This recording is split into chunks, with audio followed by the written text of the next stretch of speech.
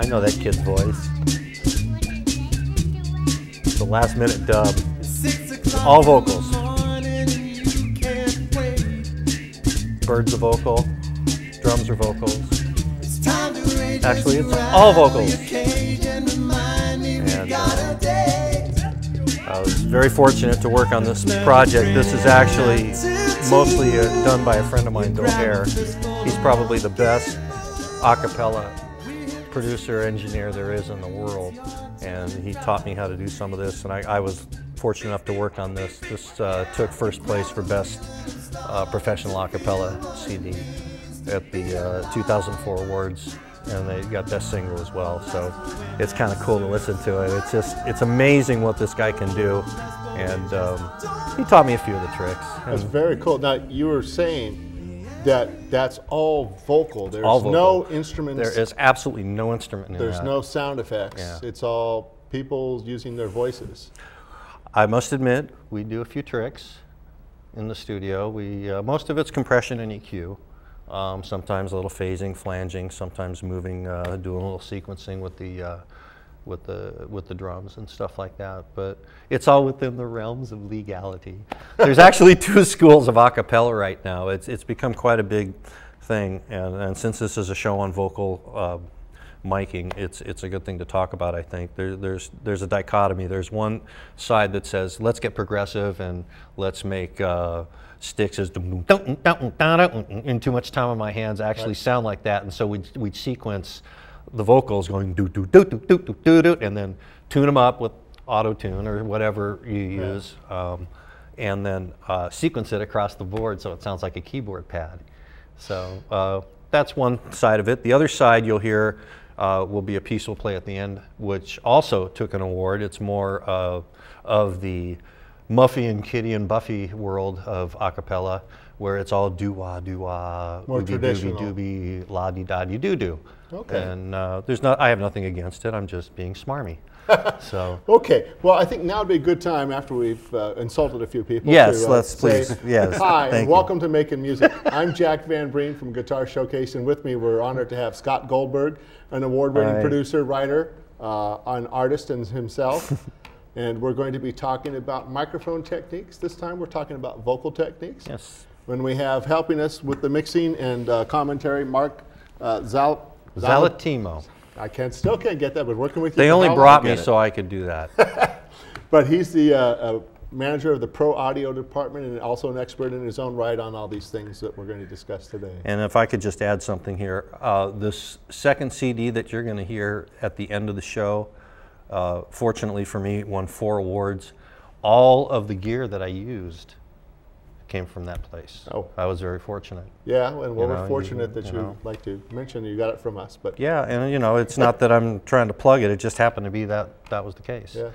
And it just shows you, you can use, if you know what you're doing and you take the right steps, you can make a stellar recording nowadays with any assortment of mics. And we do have an assortment here. Now, we're going to demonstrate all these mics in just a moment, but we're going to start with the industry standard and sometimes favorite Shure SM57, a technology that's actually this year 60 years old. Yeah, and if we can just preface this a little bit, you have basically 3 types of mics, 4 maybe. You have dynamic mics, which are self-powered like the SM57. They're normally used for performance. They're not always the best recording mic for something like a vocal or something that you want to really get a good timbre out of. You have condenser mics, like most of these are, and you have ribbon mics, and what am I forgetting? And tube mics, which is another kind of condenser. It just runs on a power supply, and they all have a different sound, a different tone. Some people prefer one to the other, but most of these are condensers, except for the SM57, which is the one that you're going to start with here. Right.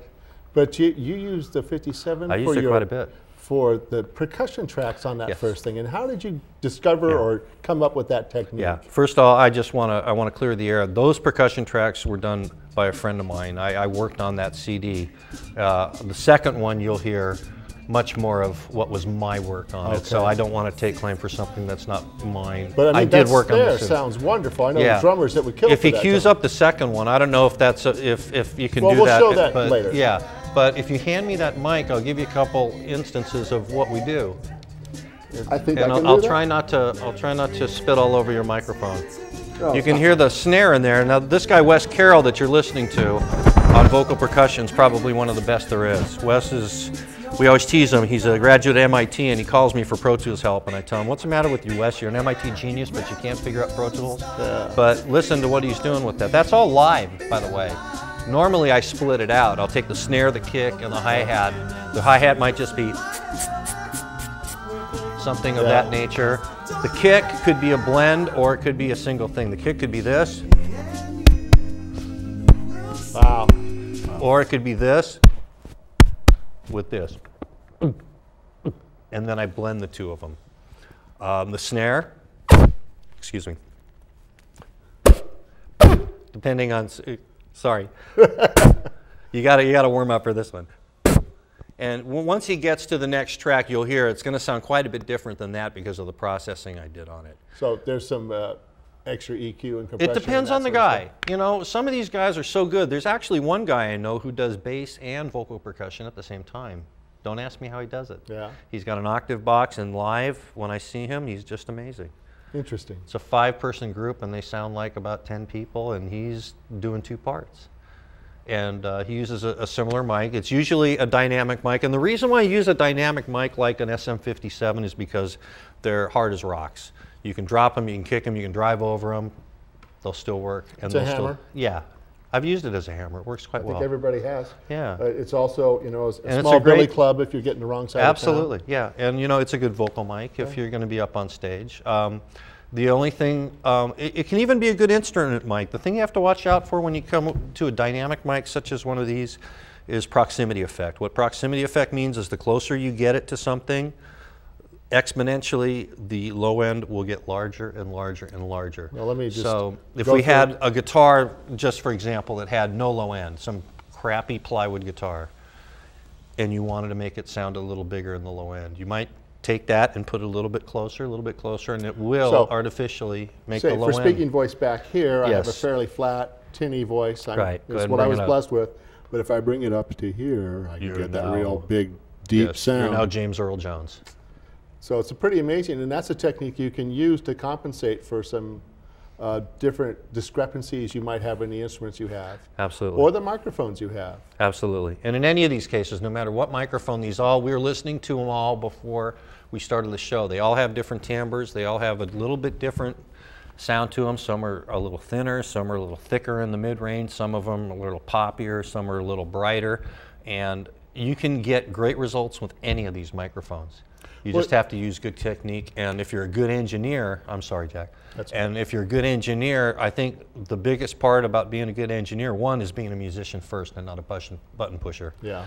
And also being able to speak the English language, and at least if you're dealing with people who speak English. And the other would be that you know how to gently coax that person to use the microphone properly. And we were talking about that earlier, and you said you have some ways to help improve the performance. I've worked with some people where their dynamics are real quiet and then really loud, and it's difficult to get a good track that way. Absolutely. What are some of the things that you... Well, if I may, I can get up to one of these, and you were singing so well, but we'll use the Shure, why don't we, Mark?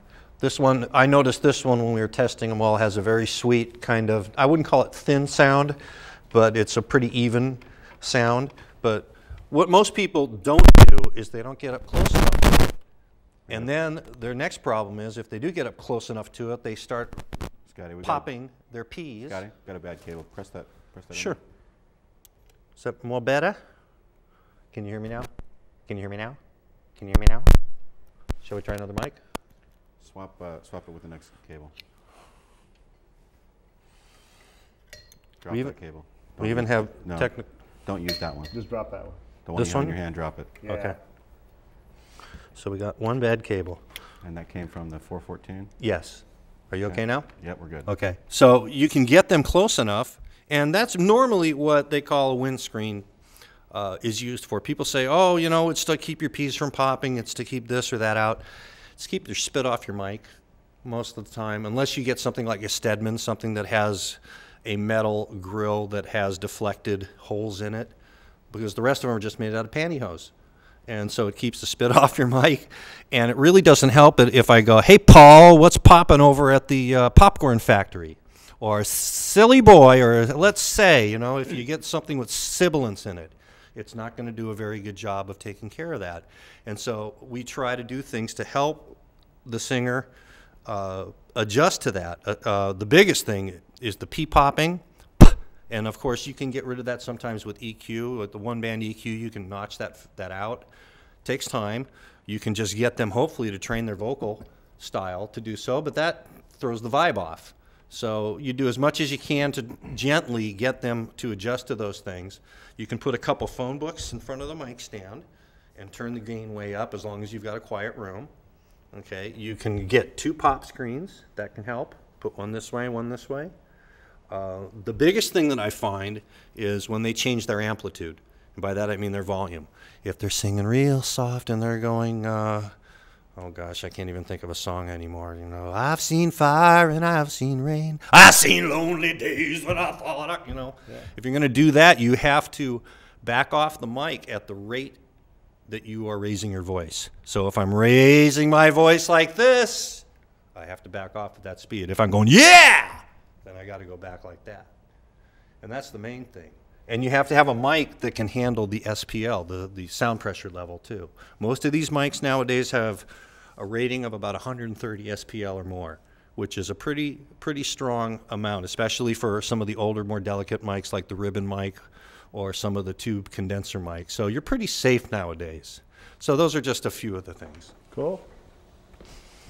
I know it took me a while to figure out a lot of that stuff. And it's hard. I actually stole it from a couple of pro singers I befriended. I'm going, oh, why do you sing like that? Mm-hmm. And then listening to the tracks, and once the vocals was laid in, it's because it makes it clearer. Yeah. The enunciation, you know, you listen to the old blues guys, and you're going to figure out what they're singing. You know, and the more modern singers have learned to enunciate their T's and their S's and their P's without the pops. Exactly. And exactly. It's kind of a... I found another thing that really helps is having a visual now. If you're dealing with digital audio, you get a waveform right in front of you. Yeah. And you can tell right away if that thing peaks and goes flat and looks like a haircut, then you know that you've gone over 0 dB or you've gone to a place that you don't want to go back to. And you say, bank, okay, let's pre-roll about 2 bars and let's start in right there. Yeah. And that really helps. And then the other thing that I do that a lot of people would probably debate me on this, but I find it works rather well. Think about back in the 60s. Did everybody have isolation booths? No. They may have had big rooms. They may have been able to separate all their stuff. Or they may have had a basement. Or they may have had a basement like David Grissman, or whoever, yeah. And you know, even Grissman to this day, I've played with David, and he's got like his old Neumanns and his old 2-inch 24, and he's down in the basement doing his tracks, and they sound great. My point is that bleed is not a bad thing. When we play the next cut at the end of the show, this is done. It's probably 60 to 100 tracks. Everything's double tracked. I have 6 people in a circle. Cardioid microphones, which means it's heart-shaped pattern. You only get the signal coming out of the front of the mic, and it's supposed to deflect anything else around the side of the microphone. So hopefully you don't get stuff off from the side. If you place these microphones properly, I'll try to do just a real quick, just for example, they might be that far apart, 6 of them in a circle, okay? In my room. I have 2 isolation rooms. One of them's about as big as this stage, maybe a little bigger. It's completely dead, so it absorbs a lot of extraneous sound, so that helps a lot. But I get bleed, and I get people out of tune constantly. I have perfect pitch. It drives me up the wall, okay? Ask my old keyboard player. Well, if I'd known that, I wouldn't have sang. Oh, you were great. You were right on C natural, baby. You were there. It sounded good. But I have the curse of perfect pitch, and I have to go in with these algorithms that they have now called Melodyne, Auto-Tune. I forget the other one that's out there by Waves. I prefer Auto-Tune. That's the one that I'm used to and works real well, and they're local, and I like the people there. And it has a great algorithm. It works real great. Just because I know some people haven't heard any of this recording, Auto-Tune helps you correct the pitch. It can correct the pitch, and there's also time compression and expansion So you can change how long the note is? The length of the note. I can change the pitch of the note. If I use, there's one, I'm not name dropping because I'm trying to sell anything. I just don't know the names of other ones. I know the one there's one in Europe called Serato that I use. It's pretty expensive. And it will time compress and expand. All I have to do is grab the chunk of audio I want to expand or And you're doing this on a computer screen? Yeah, and I just drag it out to the length I want, and it decays right to where I want it. Or I can use one called vocal align, where you can take several vocals that all ended just a little bit different, go copy, then copy the next one, hit process, and it puts them all in sync. Sometimes you don't want that, that's too perfect, but auto-tune, the one that you were talking about, or Melodyne, or Waves, whatever that one is. There's another one, Sound Toys has one. There's a whole bunch of them out there. These are mini programs, they're called plugins, that you get that work inside a digital audio engine. I use Pro Tools, the HD version, so I can use pretty much anything I want. Yeah. And what auto-tune does is it tracks the pitch on a graph, and it tells you exactly what the notes are, whether the note's been scooped up to, you know, like hey, or if it's flat, ah, whatever. It will track it, and then you can draw in the line and correct it. And if you're careful and you do it in the right places, there are no artifacts. You can't tell it's been done. You don't get the share effect, what they call the share effect, where when they slap it on, that's when they slap it on automatic. And it just basically says, well, I know you're singing in C, and so any place that was close to a D, E, or F, I'm going to do it. And so it just sounds really artificial. Almost robotic. Yeah. And I use a lot of these same types of plugins when it comes to vocal percussion. If I want a really snappy kick sound, and again, we'll hear that at the end, I'm really proud of this. One of the things that I wanted to do when I did this first disc was make the kick sound better than my friend, because he's so good at it. And I just used a high-pass filter, or a low-pass filter, and I cut out all the low end, and I compressed it, and it snaps. Yeah. And when you hear it, you'll hear the difference. Why don't we take a moment just to change up here, and I'm going to go through the microphones. Definitely. And let the folks at home hear the differences between the different types. And I'll try and sing something different on each one just to keep it less boring. But well, actually, it'd probably be good if you sang the same thing so they can hear. Okay. Yeah. So starting here, SM57. This has been the industry standard. It has a close cousin, the SM58, which is the exact same cartridge, but with a ball filter on it to keep the pops down and wind noise. And you'll see these microphones everywhere up until, I think about a year and a half ago, this was Tom Petty's microphone. Yep. And I'm going, the man can afford any microphone in the world, and he has since moved on to the one only he can afford. But a lot of people use it. So I'm going to sing a little bit on this microphone. Are we ready? Yep. 49 reasons holding a line.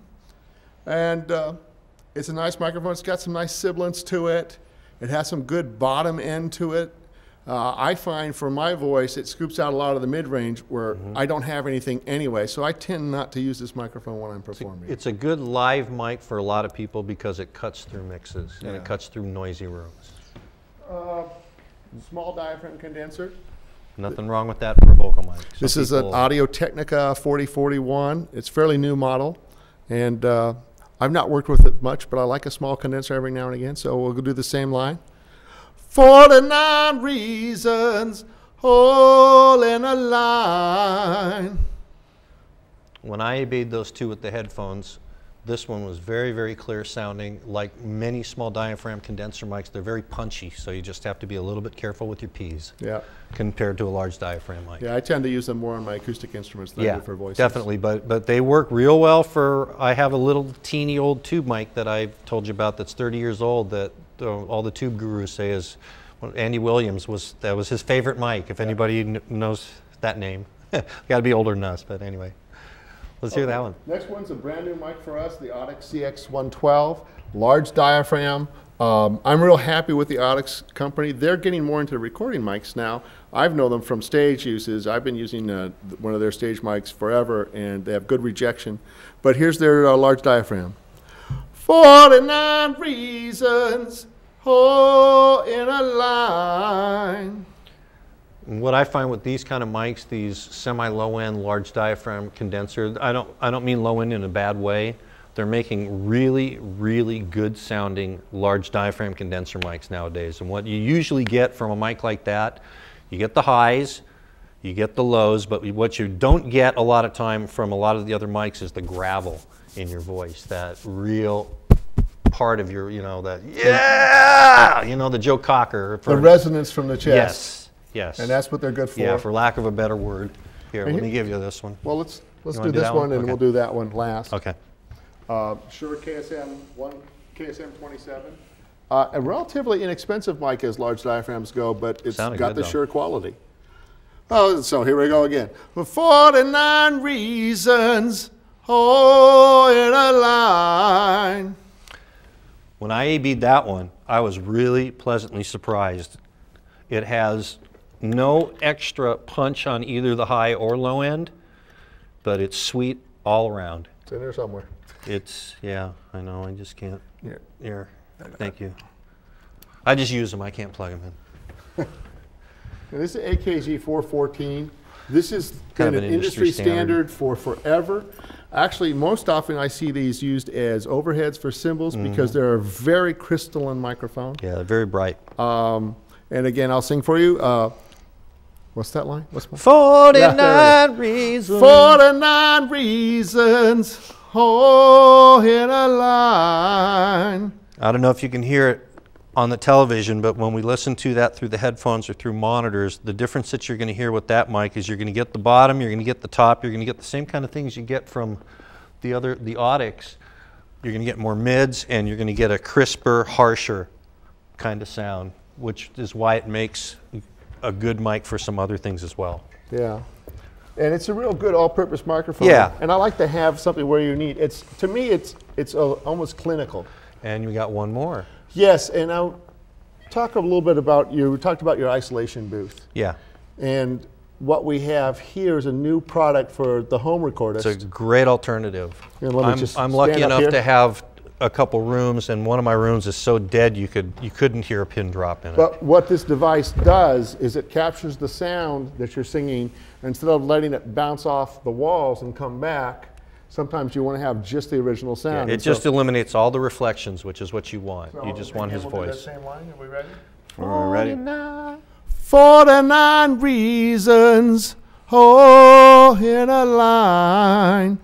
And so you get less of the room echo, which can help tighten things up and allow you to have more control in the after processing.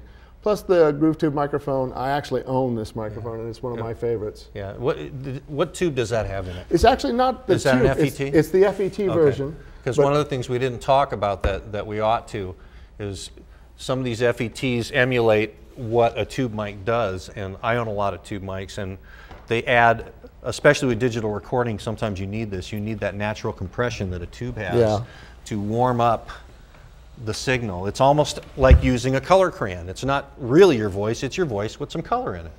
And these kind of mics and the others, that's what they do. Yeah. And it's really nice to have that opportunity to have a different type of mic for a different kind of person. A female vocalist might use one of those, a male vocalist might use one of the others, tenor might use a different one, an alto might use sometimes you got to swap around. I know I've been lucky to meet a few producers over the years, and a lot of them get the job not from their ears so much, but that they bring along their mic locker where they'll have 20 or 30 microphones, microphones from the 30s and 40s that have that rich old sound. Like an Elam or something. And then microphones that are brand new technology that capture a whole different aspect. And oftentimes, depending on the song, they'll be working with an artist, a singer that they've worked with for years, but they'll still bring out 7 or 8 microphones, set them all up and A/B until they go, this is the microphone for your voice. Yeah, I think we have just enough time for me to share that little quick story with you. We were talking about these microphones that don't cost that much. We had a guy from Lucasfilm come down, and he was a rep for one of these companies. And he brought one of them in there. We put it up against a Neumann SM69, which is a very expensive $10,000 stereo tube mic. A Neumann CRV 5, I forget the number, but it's the lollipop-shaped Neumann. They're way, way old. A half a dozen different killer microphones. We had a female vocalist come in and sing into each one, did a blind test. We had Francis Ford Coppola's writer there. We had 3 other guys of that stature there. You know that they all picked? Yeah. The $100 microphone. Yeah. So it just goes to show you. Which leads up to, again, we've talked about this There you before, go. but here's a studio pack for you people that just want to get into recording. You can pick up it's got a large diaphragm and a small diaphragm, so you Can't get beat it some with a stick. versatility combined with the Shure microphone you mostly have. You can get a good start in having selection in your studio. These are anywhere from $150 to $250 depending on where you go. And you can get started doing some recording and experimenting with that. And you can make good recordings in your studio. Not just okay recordings, good recordings. Yeah, now you've been talking about this track we're going to hear now. Tell us just a little bit more, and where was this track used? This was on a collegiate CD. It took second place for best CD in the country. One of the other tracks got best song completely. But if you listen to the snare and the drums, that's me doing the vocal percussion. Very cool. And listen to the snare, especially in the kick. Does that sound like me spitting in a mic? No, it sounds like a nice, solid R&B groove, old school. So, Scott, I'd like to thank you again for sharing with you. My pleasure. Thank you for having me. And if people need to do some recording, they can get you at Gold Recordings. Absolutely. Yeah. Excellent. And just thanks for having me. It's been fun. And Mark, thank you for the mixing and the commentary. Thank you, Mark Zalatimo. He's going to hit me. So this was 6 weeks. I keep dreaming about